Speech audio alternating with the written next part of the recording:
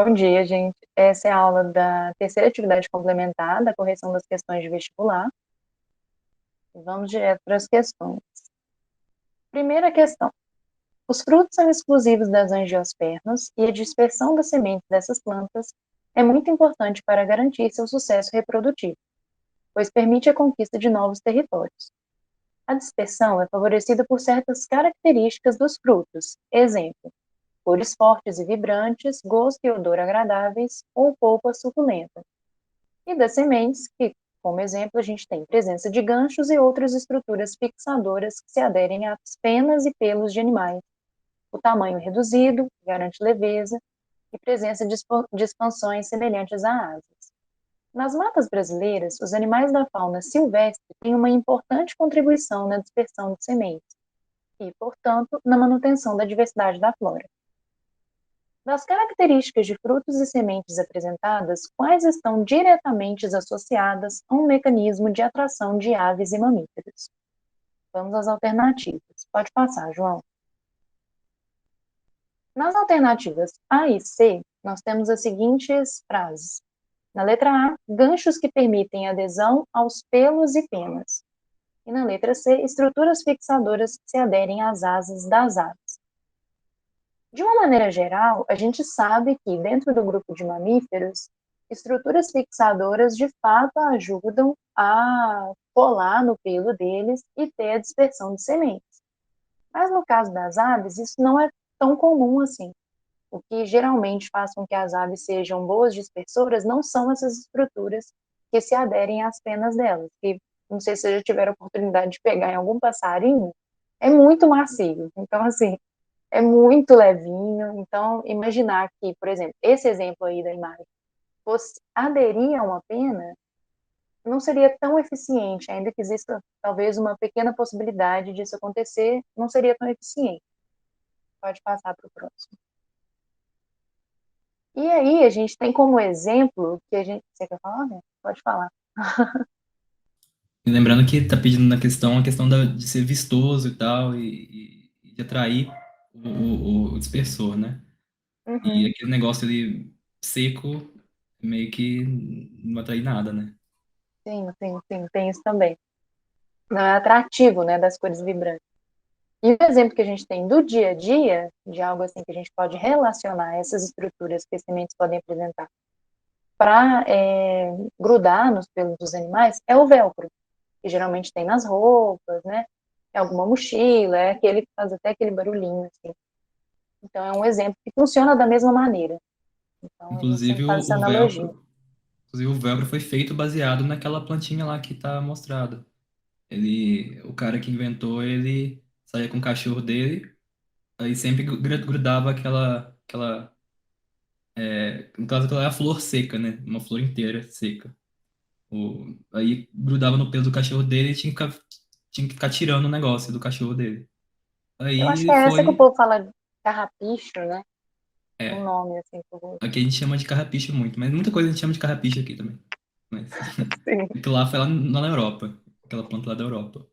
Hum. Aí inventaram esse negócio aí, que chama velcro, né? Que a gente usa tanto na roupa, em É, várias coisas, super útil.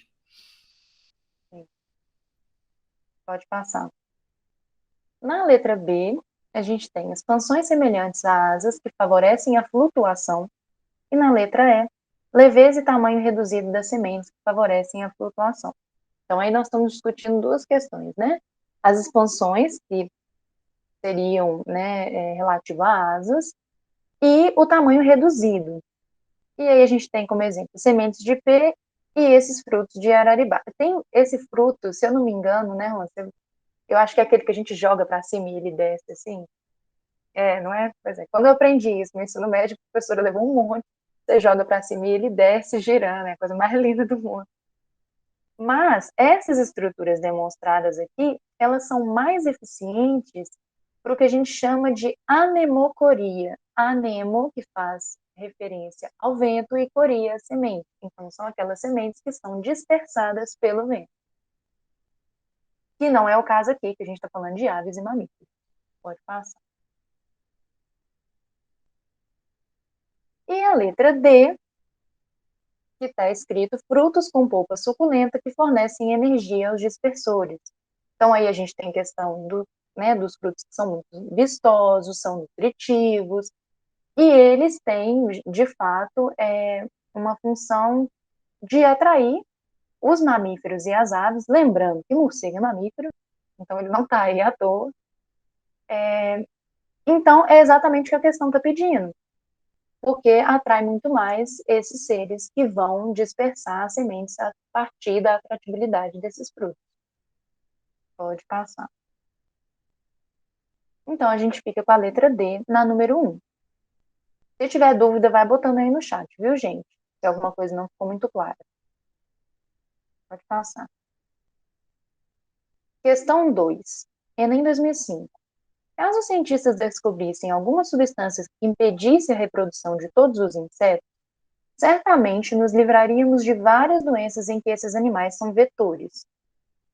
Em compensação, teríamos grandes problemas como a diminuição drástica de plantas que dependem dos insetos para polinização, que é o caso das... A primeira palavra que a gente tem que... Aliás, vou falar um negócio antes. Vetor, gente, é importante, né? Eu não sei se vocês já viram sobre isso, mas vetor é diferente de causador. Eu queria só abrir esse parênteses. E os vetores são, por exemplo, o Aedes aegypti. Não é quem causa a dengue e outras várias doenças que a gente sabe, mas ele ajuda na questão da transmissibilidade das doenças. Então, vetor é isso. E a gente sabe que os insetos têm, de fato, um destaque nesse papel. Mas aqui, falando sobre polinização faz referência a pólen. Isso já nos dá uma dica do que a gente tem que buscar nas alternativas. Porque o pólen, ele está presente em qual estrutura das plantas? Ele está presente nas flores. E nós sabemos que dentre os grupos que nós temos das plantas, o único grupo que apresenta flor e, consequentemente, fruto, que vem justamente do ovário da flor, salvo algumas exceções, que eu não vou entrar aqui. Então, a gente tem que procurar o grupo que diz respeito, né, às plantas que têm flor, que é, no caso aqui, as angiospermas, que está escrito são árvores frutíferas. Eu acho que é a melhor forma de olhar essa questão. E aí a gente tem esse exemplo aí, que é uma abelha, Philocopa, e ela está a gente colocou aí passiflora, mas é o nome científico do maracujá. Não sei se vocês já tinham visto a flor do maracujá. Ela é bem grande, ela chama bastante atenção, e por isso as abelhas, inclusive, são gigantes, que polinizam. E esse outro exemplo, isso é uma mariposa, Juan? É só uma borboletinha, não tão bela assim. Lepidóptera, dos grupos das mariposas das borboletas, visitando essa planta, que é a mesma planta que a gente teve na última correção que a gente fez das questões. Pode passar, João. Que é essa daí, ó, que foi já objeto de estudo nas outras questões que a gente fez para vocês. Pode passar.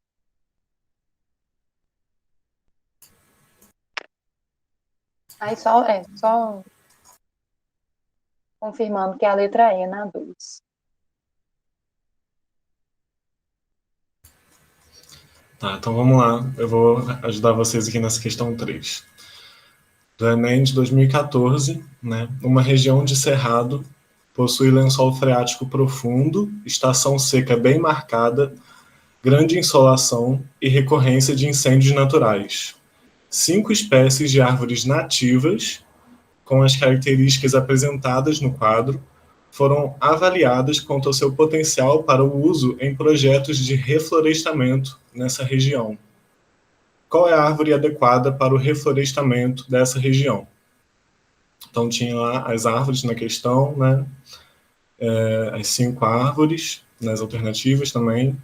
Vamos começar falando um pouco sobre o cerrado, né? Que é um dos biomas, né? Dos 6 biomas aqui. Fica nessa grande extensão aí, ele entra em contato com vários outros biomas, né? Pega até um cadinho aqui em Minas, ó. E ele tem aquelas características bem típicas mesmo de ter uma grande insolação, estação seca bem marcada. E tem essa figurinha que eu achei bonitinha, que eu achei na internet, né, falando como que é uma floresta de ponta cabeça o cerrado, justamente porque as árvores, elas têm uma extensão muito maior na região das raízes, elas precisam atingir esses lençóis freáticos bem profundos que foi dito até na questão. Então, né, uma coisa que vai ajudar a resolver essa questão é a gente pegar justamente a utilidade dessas duas características aqui, né, nessa questão, superfície foliar e a profundidade das raízes. Como a questão falou, tem um lençol freático muito profundo, né? Então, o mais adequado seria achar uma árvore que tivesse, então, raízes bem profundas, né? Que conseguisse atingir uma profundidade bem alta. Então, só nessa reflexão, a gente já elimina 3 árvores, né? A árvore 1, a árvore 3, a árvore 4, que tem raízes com pouca profundidade. Elas não conseguiriam atingir esse lençol freático. Então, a gente fica já com a árvore 2 ou com a árvore 5. A maioria das questões do Enem fazem isso com a gente, né? Eles colocam a gente entre dúvida em algumas coisas, e aí você tem que procurar o que vai solucionar esse embate aí, né? E aí ela falou também dessa questão, né, além da estação seca bem marcada, então uma falta de umidade, às vezes períodos bem grandes de falta de umidade, a grande insolação e recorrência de incêndios naturais, né, principalmente justamente pela grande insolação, né, a grande alta temperatura que leva a esses incêndios, como o próprio nome diz, naturais mesmo. Então, o que ajudaria essa árvore a sobreviver nessa questão, né? A raiz ela não tem tanta influência, porque já é um meio externo. A superfície foliar, né? E a árvore 2 ela tem uma folha coberta por cera e a árvore 5 tem uma folha coberta por espinhos. Qual seria, então, a melhor alternativa aqui, né? As plantas, elas são muito doidas, gente. Tipo assim, a gente vê na biologia que espinhos, eles são, na verdade, folhas modificadas, em algumas plantas, né? Em algumas plantas, a folha ela foi modificada para ter uma forma de espinho, justamente para ter uma menor perda de líquido e tal, como os cactos, né? Mas algumas plantas, elas têm espinhos nas folhas, então os espinhos delas não se derivaram de folhas, eles estão justamente na superfície da folha. Aqui, uma folha que está toda coberta por espinhos, ela vai acabar tendo uma área de superfície muito maior, né? Os espinhos, eles aumentam a área de superfície da folha. E a gente vê muito na biologia justamente a troca, né? Que a área de superfície maior permite trocas, maior quantidade de trocas gasosas, né? Digamos assim. Então, a folha é justamente essa região da planta onde ela faz muitas trocas gasosas, né? E perde água e absorve água. Então, num contexto onde tem uma temperatura muito grande, a planta vai acabar realmente tendendo a perder o líquido dela de dentro para fora. E os espinhos, eles vão gerar uma maior quantidade de portas de liberação dessa água para fora. Ela vai desidratar com muito mais facilidade do que se ela não tivesse esses espinhos. Não sei se vocês entendem isso, assim. Mas já a árvore 2, né, ela é coberta por cera. Então, toda aquela área de superfície onde aconteceria a troca gasosa vai estar coberta pela cera. Isso ajuda muito a reter o líquido dentro da folha. A folha, ela não vai perder o líquido com tanta facilidade, né? Além de que a cera também pode atuar tipo como um protetor solar, assim, também, diminuindo a incidência dos raios solares, né? Tipo, na folha. Então, realmente, a cera aqui seria muito mais adequada, né? Do que os espinhos. E aí, a gente pode ficar com a árvore 2 mesmo. Foi interessante que na questão eles trazerem essa questão de todas elas são espécies nativas, tá, gente? Então, isso é fundamental para fazer o reflorestamento, né? Você não pode trazer uma espécie que é de outro lugar para fazer o reflorestamento daquela região, né? Todas elas são nativas, mas essa é a mais capaz mesmo de aguentar o tronco ali. Então, a gente pode ir para a questão 4, que é Enem 2020. Um anatomista vegetal, examinando os tecidos de uma espécie de angiosperma, evidenciou a presença de epiderme com cutícula fina. Epiderme é justamente, né, a superfície ali da planta, então ela é bem fininha, uma cutícula bem fina. Cutícula é tipo essa cera mesmo, ela é principalmente composta de cera. Então, o que a gente falou na diante, né? Que ela ajuda justamente nessa proteção contra a grande radiação solar. Então, se ela tem uma cutícula fina, talvez ela não seja muito boa para um lugar muito quente, né? Aí o número 2. Aerênquima bem desenvolvido. O que é ser aerênquima, né? Aerênquima é um tipo de parênquima. Parênquima é um tecido que tem nas plantas, ele é um tecido, geralmente está presente numa grande quantidade e ele é bem regenerativo, atua nessa regeneração. Isso, a cutícula também ajuda a impermeabilizar a folha. Então, como ela não tem uma cutícula muito fina, aquela ali tem uma cutícula muito fina, ela não precisa muito desse processo de impermeabilização, né? Tipo, então, voltando aqui, aí o parênquima, ele também tem essa característica que em diferentes plantas ele pode ter diferentes utilidades e a gente dá nomes diferentes. Por exemplo, a batata, ela tem um parênquima amilífero. Não existe um nome, tá, gente? Tipo, igual amirênquima, eu acho que não tem, ou aquerênquima, eu acho que não tem, acho que só tem aerênquima mesmo, eu procurei isso na internet, mas, enfim. Mas ele pode, então, armazenar amido, como acontece na batata, né? Batata, as raízes dela lá,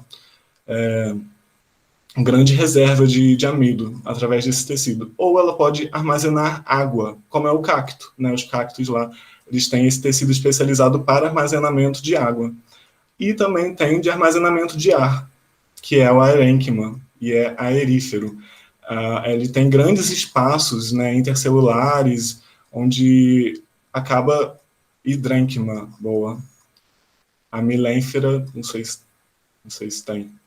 É isso.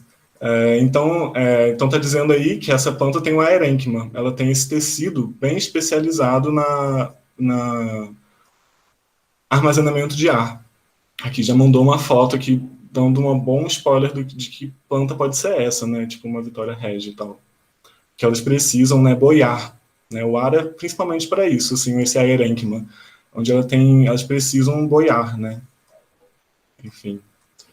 Número 3 aqui. Feixes vasculares pouco desenvolvidos. Esses feixes vasculares são aquelas, por exemplo, nervurinhas que tem nas folhas, né? Então está falando de poucos desenvolvidos, né? É bem parecido com a planta que a gente já está chegando, né? Ali da Vitória Regia e tal, porque, por exemplo, esses aqui são mais desenvolvidos, né? Essa nervura central, por exemplo, a gente pode ver. Já essa aqui tem uma menor, né? Menos desenvolvido, esses feixes vasculares. Então pode ser uma mais parecida com isso aqui, né? E número 4, estômatos na face superior das folhas. Os estômatos são aquelas estruturas, né, que por onde a planta faz essas trocas gasosas, né, estão principalmente nas folhas, são essas aberturinhas mesmo, que permitem, né, a entrada de água e saída de água também, saída de oxigênio, né, e a entrada de gás carbônico. Então é por onde ela faz essas trocas gasosas, principalmente por onde ela capta o gás carbônico. Então você está dizendo que ela só tem estômatos na face superior, ela só está captando, por exemplo, gás carbônico pela face superior. E então por quê? A face inferior dela pode estar em que condição, né? Pode estar, por exemplo, na água, né? Onde é muito mais difícil de captar esse gás carbônico, né? Então ela acaba que nem forma estômatos ali, ela já está adaptada. Para que ela vai formar estômatos, sabe? Tipo, na face inferior. É uma coisa que vai se adaptando mesmo, né? A espécie. Então, como ela é aquática, enfim, dei spoiler agora. Em que local pode ser encontrado esse vegetal, então, gente? Aqui deu, né, as alternativas. Em uma restinga, ambiente em solo arenoso e alta luminosidade, a gente já viu que não, desde a primeira lá, né, que a cutícula dela não permite ficar em lugar muito seco. Letra B, em ambiente aquático, onde há de grande disponibilidade hídrica, né, então realmente essa é muito adequada. No cerrado, é um ambiente com solo pobre em nutrientes e sujeito a queimadas. Ela não vai conseguir, né, provavelmente também, essa cutícula dela aí. Em uma floresta, ambiente com boa disponibilidade hídrica, né, que é bom, ela precisa, e rica diversidade. Mas aí não tem muito a ver por causa do aerênquima, né? O aerênquima realmente é o que acho que traz aí, que mata a questão mesmo. E é um afloramento rochoso, ambiente com pouco solo e muita luminosidade, também não. Se a aerênquima realmente é o que faz a gente definir a letra B como certa mesmo.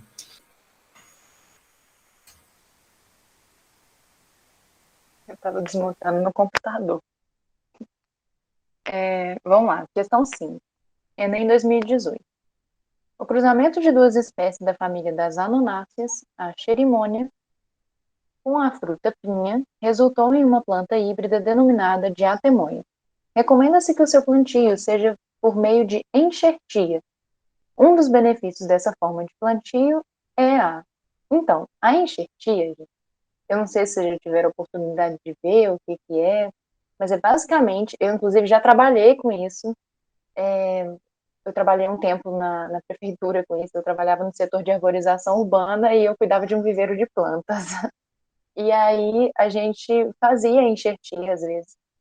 E aí você pega um galinho e aí você amarra numa outra planta. Tem várias formas de fazer, assim, né? Às vezes você coloca um saco em cima, mas você amarra numa outra planta e você deixa né, na hora que você faz isso, você deixa que naturalmente aquilo cicatrize. Porque as plantas, assim como nós, também conseguem cicatrizar. E aí depois elas vão recuperando o tecido delas. E aí vai ficar como se fosse, né? Eu tenho uma planta X e aí eu pego uma outra planta Y, grudo nessa de cá, ela vai cicatrizar e elas vão funcionar como um sistema juntas, assim. Então, o que vem da raiz de uma vai ir para a outra que foi enxertada, entendeu? E aí, a grande questão aqui é o fato da temoia ser uma planta híbrida.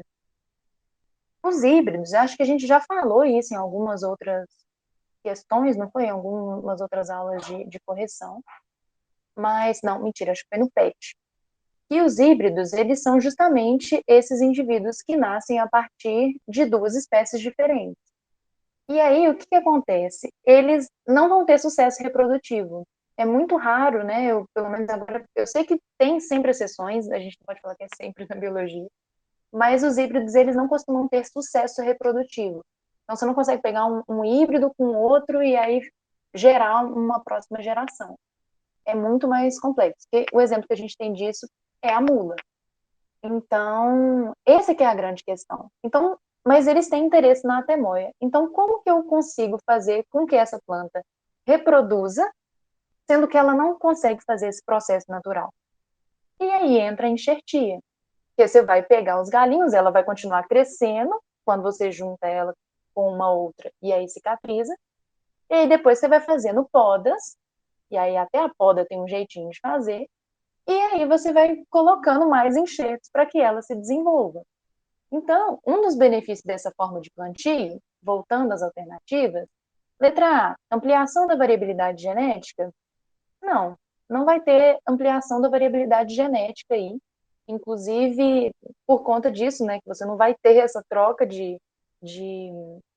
essa união de dois materiais genéticos e gerar mais progenitores, vamos dizer, progenitores não, descendentes. Letra B, produção de frutos das duas espécies. Não, isso não vai acontecer. Você não vai juntar, o híbrido não vai produzir os frutos das duas espécies das quais geraram ele. Tá? Isso não vai acontecer, não. Ele é um ser independente. Manutenção do genótipo da planta híbrida. A manutenção do genótipo é se referindo justamente àquilo que eles têm de interesse, que é ter mais exemplares dessa planta. Então, eles simplesmente vão gerar mais indivíduos, porque isso é do interesse quando se faz a enxertia. Então, essa daí, eu gostei dela. Vamos colocar assim. Letra D. Reprodução de clones das plantas parentais. Não, os clones, eles têm que ter o mesmo material genético, o mesmo genoma. E por ser um híbrido, já não tem o mesmo genoma do que as outras. E a gente sabe que a reprodução, quando ela é sexuada, raramente a gente vai ter a geração de clones, né? Geralmente na reprodução assexuada, a não ser que seja um caso, por exemplo, de gêmeos, que a gente tem na nossa espécie. E aí tem a divisão e você tem 2 clones ali. Letra E, modificação do genoma decorrente da transgenia. Aqui não houve isso. A transgenia, inclusive, caiu no último PET de vocês, e eu peço para que vocês olhem, porque essa questão tem muito a ver com algumas coisas que eu expliquei lá em uma questão. E a transgenia é a inserção de um gene que não era originário daquela espécie no genoma dela. E não foi isso que aconteceu. Simplesmente houve a reprodução e gerou-se um híbrido. Lembrando que a enxertia é um tipo de reprodução assexuada. Isso é importante lembrar.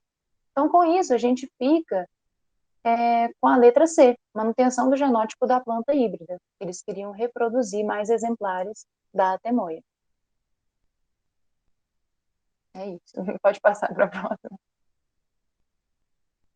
Aí é um exemplo, tá vendo? Está escrito aí, solda perfeita do enxerto de atemoia. E aí eles pegaram uma outra planta, e aí você amarra, você coloca ela junta, só que é lá em cima, na verdade, né? Porque elas estão amarradas aí, só que eu acho que é lá na pontinha, que aí mesmo, que é o enxerto, entendeu? Você faz ali, e aí você insere mesmo, ou você faz do lado e coloca, e aí depois que tem a cicatrização. E aí o fruto, né? Só para a cargo de curiosidade, para vocês saberem como é o fruto da planta. Pode passar. Então, letra C, manutenção do genótipo da planta híbrida.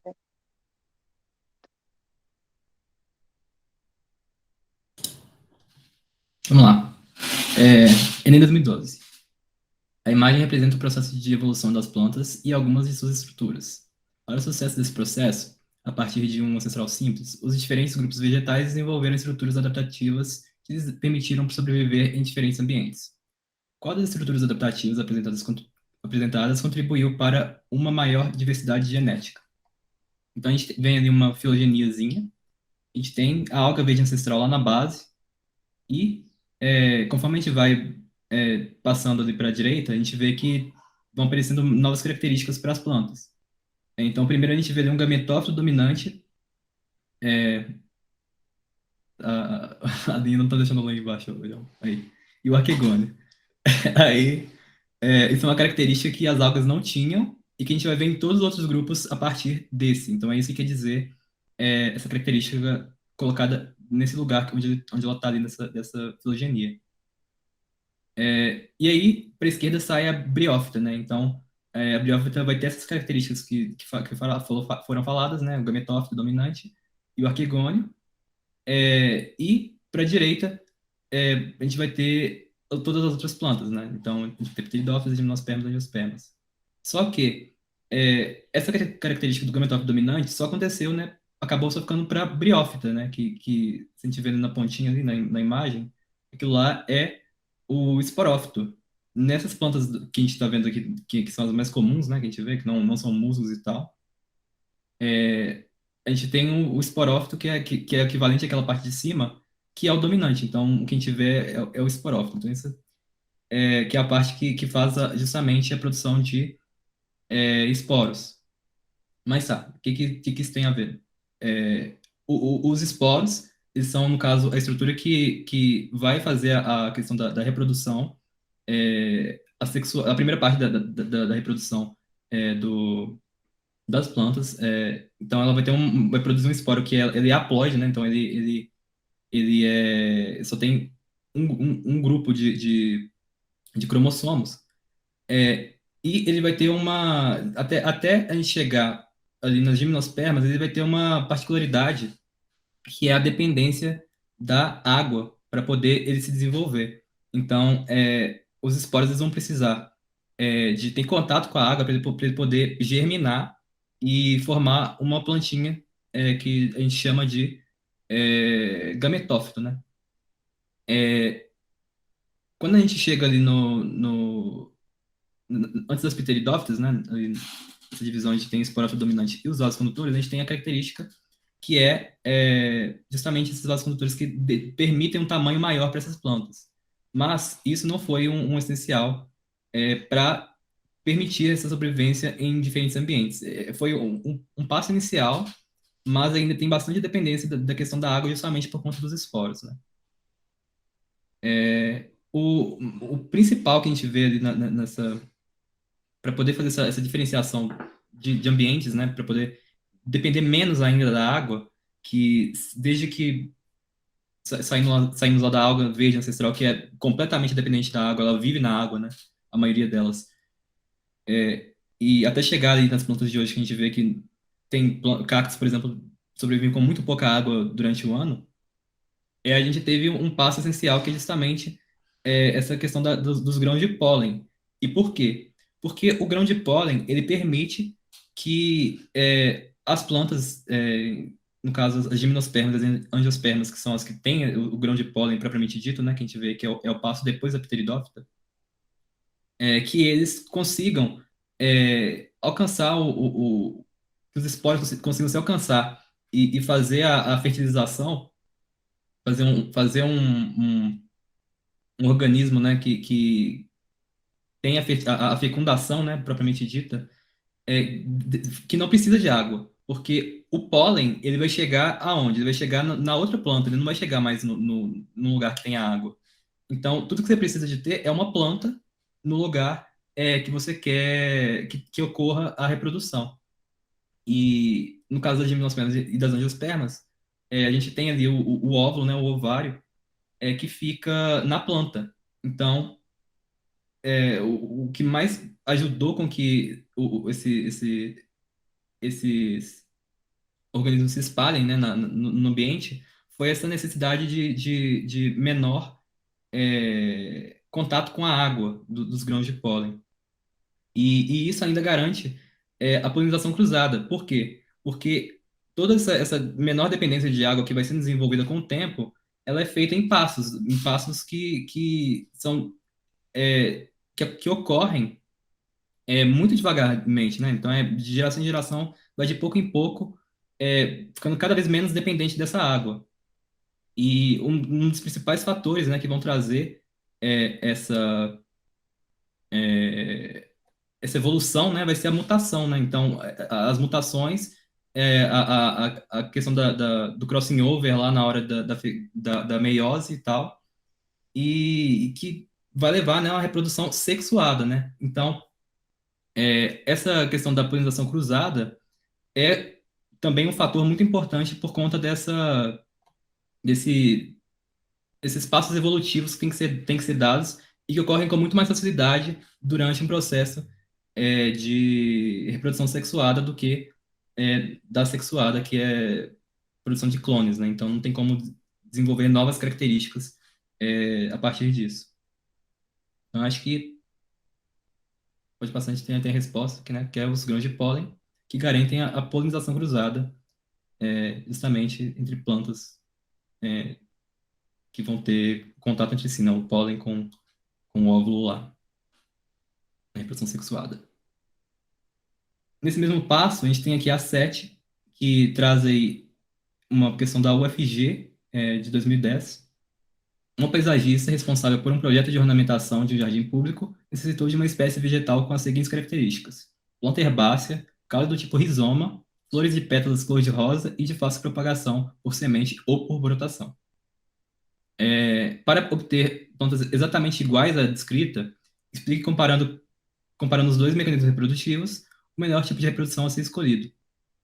Então, quando a gente fala de... Opa, já deu spoiler aí. Mas quando a gente fala aí de tipo de reprodução, a gente tem aí meio que escondido assim, o termo que está por trás de semente de brotação, Do caso da semente, é a reprodução sexuada, né? Que a gente teve aí a polinização e tal, formou uma semente, e essa semente, ela vai se desenvolver em um organismo novo, né? Um organismo diferente dos parentais, dos que deram o pólen e que deram o óvulo, né? Da planta. No caso da brotação, a brotação é justamente quando se faz aquela reprodução por mudas, né? Então, a gente vê uma muda brotando do lado de uma planta, por exemplo, isso é um tipo de brotação. E esse tipo de reprodução não é uma reprodução que gera diversificação, né? Então, é uma reprodução assexuada. O que está sendo pedido na questão, né?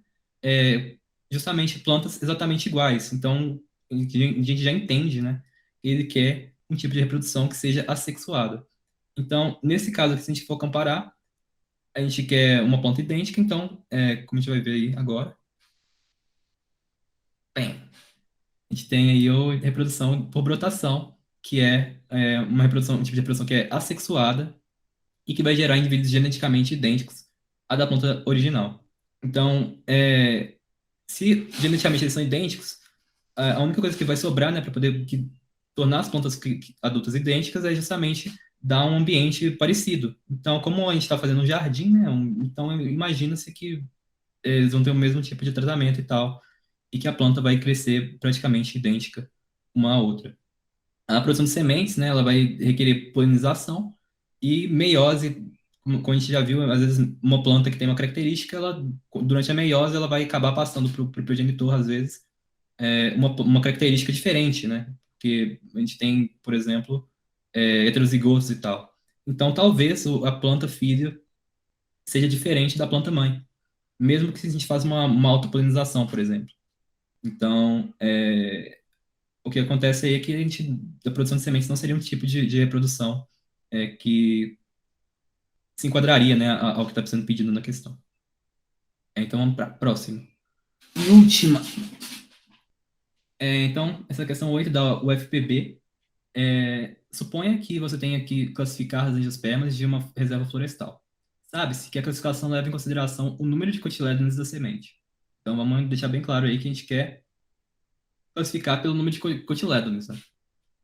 Então, dependendo da época do ano, algumas plantas não apresentam sementes ou, se apresentam, são muito reduzidas, sendo difícil observar se existe um ou dois cotilédones. Então, a gente tem que tentando classificar a planta por número de cotilédones, mas a gente não consegue contar os cotilédones. Então, isso é uma dificuldade, né, que a gente vai ter. Só que, no entanto, é possível fazer a classificação pela observação de outras partes da planta. Observe o desenho abaixo, feito por alguém que tenha retornado da floresta. Então a gente tem essa plantinha aí, essa plantinha imaginária, né? A gente tem aí várias características que a gente consegue enxergar de plantas que a gente vê no dia a dia. Só que, além do número de cotilédones, a gente tem dois grupos principais que têm algumas outras diferenças. Pode passar, João. Então a questão A pede para poder classificar a planta. Como a gente viu lá no texto, ele quer classificar pelo número de cotilédones. Então, a gente tem um grande grupo de angiospermas que são monocotiledôneas, né, que tem um cotilédone. Então, um exemplo desses aí é o milho. E ele vai ter um cotilédone só que geralmente absorve toda a reserva que a planta tem, né, a semente tem. E a dicotiledônea que pode ou não ter uma absorção dessa reserva pelo cotilédone na semente. Então, a gente tem aí o feijão, e também tem os dois cotilédones, a gente vê aí que a gente consegue separar, né, o feijão no meio. Cada um é um cotilédone. Cotilédone, lembrando, é aquela folhinha, né, que é a folhinha inicial que a gente tem no desenvolvimento do embrião da planta, lá dentro da semente ainda. E nesse caso do feijão, o cotilédone é gigante, né? Ele ocupa praticamente a maior parte do espaço da semente. Aquele negócio verde ali é a plúmula. A plúmula é o primeiro par de folhas assim normais, né, entre aspas, que a planta vai desenvolver. Mas o primeiro par realmente de sementes, ó, de folhas é o cotilédone. E essa é a característica das dicotiledôneas. Então, passando aí, a gente tem dois exemplos de mono, um exemplo de mono e uma de dicotiledônea. Um clássico aqui que a gente tem é o hibisco, né? Que a gente vê que tem várias características que a gente consegue ver nessa foto, né, do lado direito, que é de dicotiledônia. Então, a gente tem 5 pétalas, por exemplo. Se a gente vê aí na pontinha do estilete, a gente tem aí 5 bolinhas, né? Isso aí são 5 estigmas separados, né? Que são peças florais também, que vêm em 5. Se a gente fosse contar ali essa parte embaixo aí dos estigmas, que tem tanto de coisinha que são, no caso, as anteras, né? A gente vai ter provavelmente um número múltiplo de 5 também. E embaixo, onde a gente não consegue ver, ali na base da folha, da flor, a gente vai ter também 5 sépalas. O ovário provavelmente também, especialmente o que dá intuito aí, que o ovário vai ter 5 partes também equivalentes, né? Vai ter 5 lóculos lá, mas que estão fundidos em um. E isso é uma característica muito comum, né, de cotiledôneas. Não são todas, mas uma boa parte ela é pentâmera, né? Então ela tem 5 partes iguais aí dentro da flor. Uma característica de cotiledôneas também que a gente consegue ver nessa imagem é que a venação, né, o padrão de venação da folha, ele é bem ramificado. Então a gente vê essa folhinha aí, ó, que tem uma inervação no meio e que se divide para os lados. Isso é coisa que a gente vê mais comumente em dicotiledônia também. Agora, quando a gente vai ver lá a monocotiledônia, a gente vê um padrão diferente, né? A gente vê que já tem um padrão de 3 em 3, né? Então a gente vê que tem uma pétala que sai aí 3 pétalas, né, que saem nessa direção, fazem um triângulo, né? E 3 pétalas, né, que saem também entre essas outras pétalas, né? Essa que está em roxo e branco aí. E isso é um diferencial, né? Elas são trímeras. Então, dicotiledôneas são pentâmeras, monocotiledôneas são trímeras. Outra coisa que a gente consegue ver nessa foto aí é que as folhas, elas não têm essa ramificação, né? Elas são praticamente linhas, né? Elas são compridas, têm inervações que vão em linhas que vão por toda a extensão da folha. Isso também é uma característica que a gente consegue ver, assim, que a gente bate o olho, a gente sabe que é uma monocotiledônea. Então, voltando lá na questão, né? Vamos, na verdade, para o próximo slide. A gente vê que essa planta ela tem flores pentâmeras, tem essas folhas também que são inervadas, né? Que tem essa inervação que ela ramifica, e tem algumas outras características que a gente vai ver daqui a pouco. Mas só essas duas características são essenciais, a gente consegue bater o olho e ver que é uma dicotiledônia. Então, na alternativa B, eles pedem: descreva sucintamente 3 características que determinaram a sua classificação.